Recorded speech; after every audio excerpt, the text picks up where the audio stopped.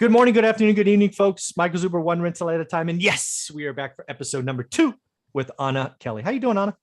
I'm great today. Happy Wednesday. Yes, thank you. Thank you very much for that first interview. It was really nice to talk about the book. I really haven't shared much. I've talked about it, just that it's coming a couple of times, but it was fun to kind of revisit all the hard work from the last year. So thank you. You're so welcome. Awesome. Well, hey, one of the things I wanted to do is I want to step back and kind of highlight the 5 traits that I saw across all 15 of these stories that made it in the book. And in order to do that, I usually put it in a PowerPoint presentation. So let me pull that up. And we're actually going to start at number 5 because I really want to hammer number 1, but I want to realize people to realize there are 4 others as well. So let me share this. Great. And the number 5 comes from you, by the way. That's fun. Oh my goodness. I'm honored. This one comes from you. Grit. I Yes. think that we talked about that many different times. And this is just the reality. If you're on a journey of financial freedom or just trying to get better or trying to do anything better, whether it's physical health, relationships, work, anything, there are going to be bad days. You're going to have to get up, right? Get up. We got knocked down 9 times, get up 10 or whatever the saying is. So number 5 is really grit. You've got to grit your teeth and just keep going forward, right? Absolutely. It is what I say to people truly is my number 1 superpower. I have been through a lot, and it's going through a lot that makes you a strong person and helps you to develop that grit that says, I have a goal. I'm going to achieve it come hell or high water. I don't care how hard it is, how many times I fall in the mud and get gritty and dirty. Yeah. I'm going to bounce back. I'm going to succeed. I'm going to learn from this. And I'm going to meet every challenge until I reach my goals. And that is something that is hard to do unless you determine that you are going to take whatever life gives you and you are going to overcome and get stronger through everything rather than becoming a victim or giving up easily. Grit is not fun. It's developed in the fire. It's developed through challenges that no one wants to go through. But it is the one thing that I can really attribute my success to, more than just, being smart or figuring things out or, even determination or setting goals. It's the grit to push through no matter what comes that really separates the really successful people from the people that fail. Yeah. And again, if people don't know your story, right? As a child, you grew up in Section 8 housing assistant, single mom, 2 jobs. To say that statistically speaking, you shouldn't have made it out would probably be an accurate statement, I guess. Yeah. Absolutely. The statistics show that over 60% of children who grow up in cyclical poverty and perpetual poverty never get out. It's really amazing. I attribute it to the grace of God and to lots of grit and determination to pull myself out. And it's amazing that when you have hope and you have education and you have determination and you determine that you're going to stick with it, how you can get out of really the most difficult situations and become stronger for it and better for having gone through it. Yeah, we're going to talk about that statistic again because I had not heard that before. I knew it was up there, but yeah, 60% of the kids in that kind of stay in that. So I want to hit that again on number 1. Sure. Number 1 to me is, we'll just get to there in a minute. So the next one for me is kind of my superpower. It's consistency, right? You just got to keep one foot in front of the other, keep going. I call it swing. And back in sales, I just called it keep swinging the hammer, right? You just never know when the rock's going to break. But it doesn't break if you stop. So keep swinging the hammer. So whatever that is for you, like I teach my students all the time, it's 10 or 20 minutes a day, no matter what. I don't care if you're waking up early, staying up late, doing it 10 minutes early, 10 minutes. No excuses. I did this for 20 years. I've missed maybe 20 days, and I did it before we had smartphones. So no excuses. Stop. I don't want to hear about it. So consistency is kind of my superpower, I think. It's so important, right? Because if we're not consistent, eventually we become complacent. And I know in my own life, there's been things where I was really consistent for a long time till I reached a goal. Mm-hmm. And then I said, okay, I've reached the goal. Now I don't have to work as hard for that goal anymore. I'll kind of back off and put my focus elsewhere. And you grow complacent and then you go backwards. And so consistency is really the only way to continue to move forward and be better than where you were yesterday. It's really important. Yeah, I agree. Number one is focus. And this really comes from all the real estate investors I speak with, especially the newbies or the newer investors. They almost seem like bunnies or butterflies, as April Crosley talks about. Sometimes they're just kind of all over the map. And again, in my world, in my first book, right, I'm a full-time employee. I'm raising a daughter. I'm a dad. And I only had a little window, right? So real estate market is huge and it's complex. And there are millions of ways to do a million things. I looked at 3-bedroom and 4-bedroom, 2-bath houses in one zip code between 12 and 1,500 square feet. That's it. Laser focus, right? Now I call it, and I call it a buy box, but just stop it. Stop looking at everything. Pick your lane, pick your thing, and focus. Absolutely. I call it squirrel syndrome. Jumping squirrels. There you go. Yeah. Looking for different nuts, right? And you can jump all over the place, but then what you don't have is you don't have that momentum where you're continually expanding your knowledge, taking action on that thing, and seeing that's really possible. You kind of give up too soon because you just get distracted by something else just before you really, get all the nuts that you could get off the tree that you're focusing on, if you will. Yeah, so, staying focused and getting really, really good and becoming a subject matter expert at what you're doing is so important before you start adding, other things to what you're already doing. Yeah, totally agree. Then number 2 is sacrifice, right? I use this word. It's meant to be uncomfortable. It's almost a dirty word, but I've never met anybody, right? These 15 stories, right? You're going to sacrifice your time. You're going to sacrifice money. You're going to sacrifice experiences with family. You're going to be less social with friends. If you want it, you only got 24 hours in the day, just like everybody else. You only have limited capital. You only have limited available time. I want you to know straight up, you're going to have to sacrifice, and it's going to take time.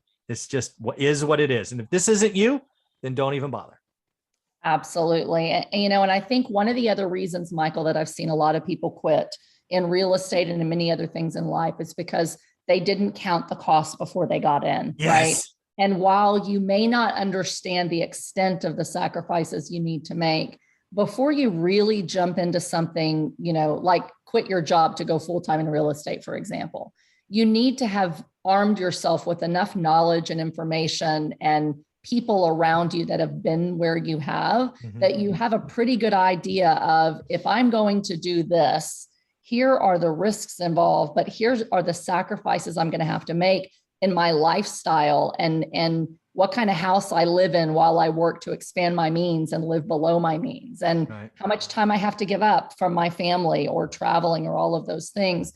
And you really need to be able to make an educated choice to go all into whatever you're going into, knowing that there's sacrifices that you're going to have to make, and making time and space for those sacrifices and saying, is this worth what I'm going to have to give up? And if it's not worth it today, maybe you start smaller so that you don't have to sacrifice the things that you're not willing to sacrifice just to get somewhere faster, further, and make more money doing it. Yeah, I want people to really see that sacrifice, especially for people in the beginning, is not necessary. The biggest sacrifice may not be money in the beginning. It's time and other experiences and relationships that you will sacrifice because your energy is spent elsewhere. And right. To your point, you've got to have these conversations up front, because if you just jump in blindly without talking to the significant other or that really small circle of influence, your family, it could go bad fast. Yeah. Yes. All right. So this is the first one. We're going to get to it in a second. You have already said the magic word, or at least the word I've attributed to, but I want to go back to that notion of 60% of people that stay in it. I believe what's missing in society at large, and maybe it talks to why some of the folks get stuck, is they're missing this. And why they're missing it, we could talk about, because maybe they don't see it, right? So it's not on them for missing it. It's just not there. But let me just go to it. I feel like I'm rambling. And that is hope. Yes. Right? Because what did we talk about? Yes. We talked about sacrifice, consistency, focus, all of those things. And if you don't have hope, you're not going to do it, right? If you don't see an investment paying off, you don't make the investment, right?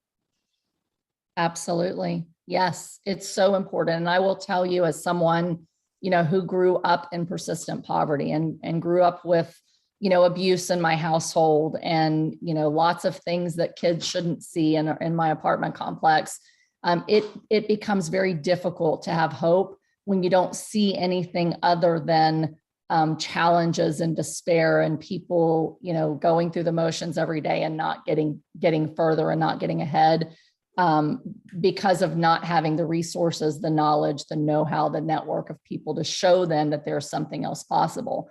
And it wasn't really until as good of a job my mom tried to do in keeping us positive and saying, God's going to take care of us. He has good plans for us. It was, okay, well, how do we have that? And it was really through some churches coming to my apartment complex and doing vacation Bible school with us and, doing some after school tutoring and showing us how important it was to get an education and to get a job where we didn't really depend on government, food stamps, WIC, an abusive spouse. It was those people pouring into me that really gave me the hope that something else was possible than what I could see in my limited world and worldview. And so hope is so important for other people and so important for us to say, if we don't like where we are and we feel that things are just not going to happen for us like they did for Michael or for Anna, right? We need to take time to say, where can we go and who can we talk to encourage me that something better is possible and to give me the hope that I need to keep going when things are really hard. So it's super powerful. At least it has been in my life. So I want to talk about that more because that 60% number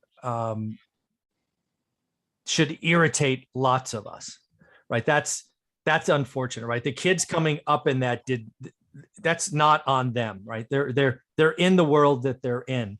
So let's talk more about what happened in your, I don't know when it would be, teenage years, maybe slightly. I'm guessing this doesn't help a 5-year-old or a 6, maybe it does. I have no idea. But what can all of us do that makes that number go smaller? Because right now, you're right. I mean, if you're in that environment, that's all you see all day.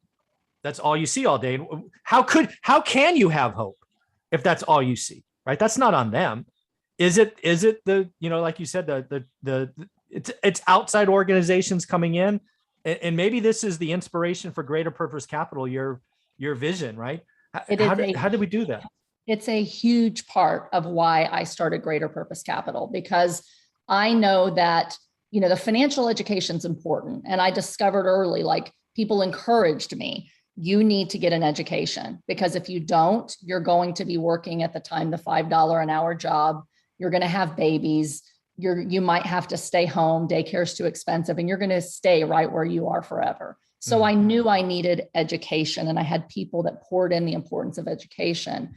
But I also knew that I needed to surround myself with more people that could show me another way. So I don't know how I came to that conclusion really, but I went to a school where I saw, other people with jobs and education look like they're happier. They have bigger homes and they take vacations and their kids come to school with different clothes every day. And when you're a kid, that's what you see. You think money is the answer. So education is the way to get more money. And there's truth in that. And so it's so important that we teach children the importance of an education and a financial literacy so that they cannot be dependent on other people to be able to just take care of themselves at a greater level than what they see.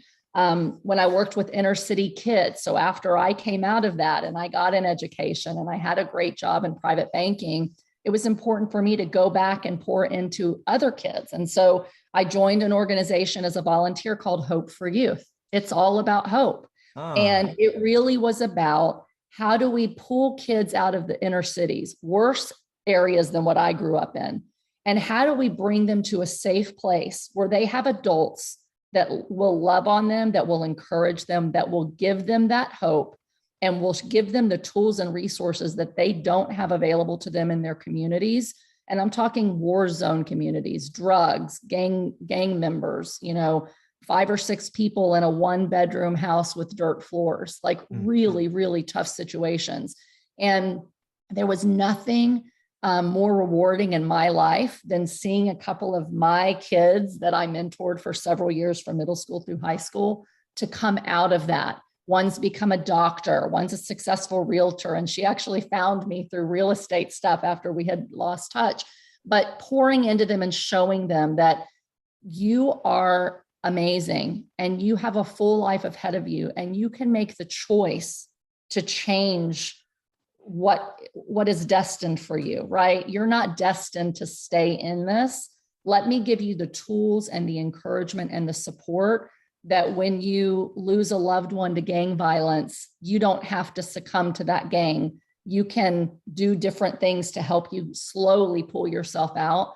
And seeing the impact it made on them, and having lived with people pouring into me, it gave me no greater purpose than to say, I'm going to go in and I'm going to change the lives of other people, give them hope, show them financial literacy, and eventually lead them to financial freedom. And that's what we do in the apartment complexes that we're purchasing, is give people hope and show them the way when nobody else will. Yeah, this needs to be a topic that is discussed more. I've never heard it. Again, I did not know the number. I knew it was bad. I didn't realize it was that bad. It's worse than that. I can't remember the exact number, but it's closer to 70%. I'll look up the statistic again. That's what we should be focused on, is breaking that cycle. Because yes. I mean, again, right, I've been doing this for 20 years, big part of Section 8. It's something I have. All of my units are available to that program if a tenant applies. But yeah, you really do see, I've seen situations where grandparents, parents, and now kids, they just think that's normal, right? It's like that, and that's not okay.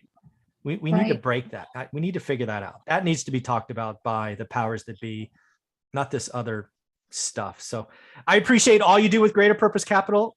You've really made me believe that hope is the right word, because I've been struggling if that was an okay word. I'm going to keep it there because of this conversation. So where can people find out more about Greater Purpose Capital? So on greaterpurposecapital.com, you can find out more about apartment syndications. And that's essentially investing in apartment communities where we really free up your time, so you don't have to do it actively for those that don't want to, right?